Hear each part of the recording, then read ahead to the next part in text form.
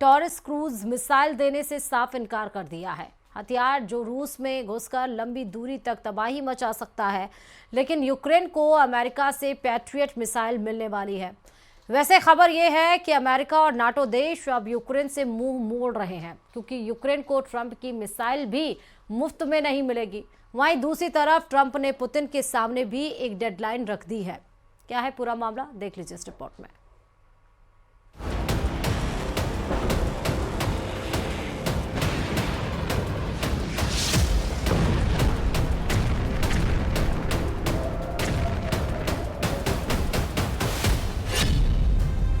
America के trap में उलझ गया यूक्रेन। क्यों जर्मनी नहीं देना चाहता यूक्रेन को ब्रह्मास्त्र? यूक्रेन की फायर पावर पर क्यों लगी रोक?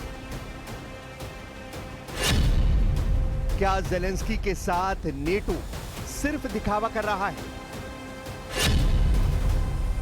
क्या यूक्रेन के साथ डिफेंस के नाम पर धोखा हो रहा है?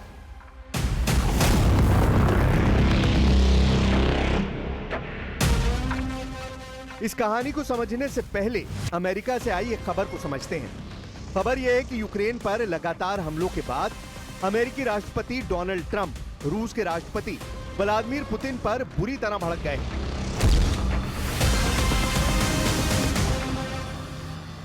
हाल ही में पुतिन की तारीफ करने वाले अमेरिकी राष्ट्रपति ने इस बार पुतिन पर लोगों को बेवकूफ बनाने का आरोप लगा दिया है।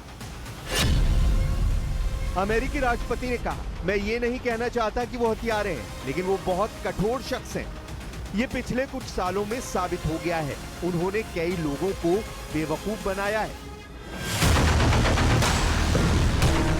यही नहीं, डोनाल्ड ट्रंप ने रूसी राष्ट्रपति को इस बात की भी धमकी दी कि अगर व्लादिमीर पुतिन 50 दिनों में यूक्रेन पर अपने आक्रमण को समाप्त करने के लिए किसी समझौते पर सहमत नहीं होते हैं, तो वो रूस के साथ व्यापार करने वाले देशों पर 100% टैरिफ लगाएंगे। यानी अमेरिका रूस के खिलाफ टैरिफ के बारूद से हमला करना चाहता है। यह बयान डोनाल्ड ट्रंप ने उस वक्त दिया जब वो नेटो महासचिव के साथ व्हाइट हाउस में मीटिंग कर रहे थे। Appointed in President Putin because I thought we would have had a deal 2 months ago, but it doesn't seem to get there. So based on that, we're going to be doing secondary tariffs if we don't have a deal in 50 days. It's very simple. And they'll be at 100%. And that's the way it is. That can be more simple. It's just the way it is. I hope we don't have to do it. 24 फरवरी 2022 को जब रूस ने Ukraine के खिलाफ युद्ध का आगाज किया, तब यही कहा जा रहा था कि इस जंग को रूस कुछ ही दिनों में खत्म कर देगा। लेकिन अमेरिका और नेटो देशों की ताकत ने यूक्रेन को न सिर्फ जंग में बने रहने का मौका दिया, बल्कि कई मोर्चों पर रूस को ऐसा झटका दिया जिसकी उम्मीद यूक्रेन से नहीं की जा रही थी। और अब इस जंग को 3 साल से ज्यादा का वक्त बीत चुका है। हजारों सैनिक इस जंग में अपनी जान गंवा चुके हैं। बड़े पैमाने पर हथियार और गोला बारूद तबाह हो चुका है।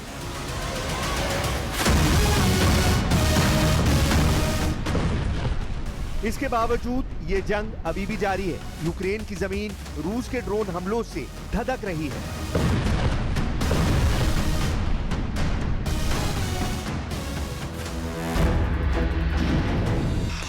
और सबसे बड़ी बात यह है कि दिन गुजरने के साथ न सिर्फ रूस अपनी रणनीति बदल रहा है, बल्कि यूक्रेन के खिलाफ जंग में आक्रामक अपनी नई वॉर मशीन का इस्तेमाल कर रहा है।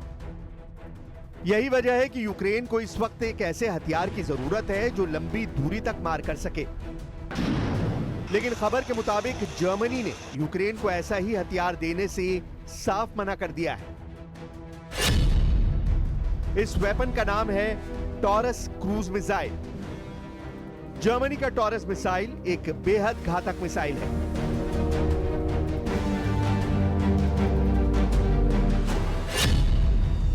इसकी रेंज 500 किलोमीटर से ज्यादा है, यानी इसकी रेंज किसी भी सहयोगी देश से मिलने वाली मिसाइल से ज्यादा है।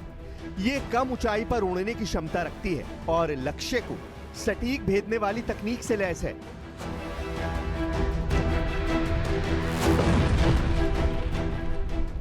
यूक्रेन इस मिसाइल की लगातार मांग कर रहा है। ऐसा इसलिए क्योंकि इससे रूस के पीछे के ठिकानों पर हमला हो सकता है। टॉरस मिसाइल वो हथियार था जिससे यूक्रेन रूसी सेना की कमर तोड़ सकता था। इससे यूक्रेन रूस के सैन्य अड्डों, पुलों और कमांड सेंटरों को नष्ट कर सकता था। लेकिन जर्मनी की तरफ से साफ कह दिया गया है कि यह मिसाइल हम नहीं देंगे। वजह बताई गई है कि हमारे पास सीमित मात्रा में है और इसके तकनीकी संचालन में जर्मन एक्सपर्ट्स की जरूरत पड़ती है। लेकिन असल कारण है रूस की चेतावनी। रूस ने कहा था कि अगर टॉरस यूक्रेन पहुंची तो जर्मनी को हम इस युद्ध में शामिल मानेंगे और यही डर जर्मनी को पीछे खींच रहा है। सवाल यह है कि जब यूक्रेन हर रोज अपने नागरिक खो रहा है तब दोस्त देशों को डर क्यों सता रहा है?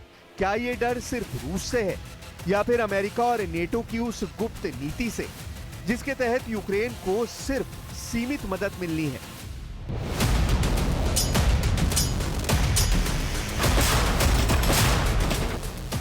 मदद सिर्फ उतनी हो जिससे लड़ाई चलती रहे लेकिन कभी खत्म ना हो। टॉरस मिसाइल न देने का मतलब है यूक्रेन को जानबूझकर हमले की ताकत से दूर रखना, और जब हमला ही नहीं कर सकते तो फिर युद्ध कैसे जीता जा सकता है? यूक्रेन के पास ढाल, कहां है तलवार? डिफेंस के नाम पर यूक्रेन को लॉलीपॉप।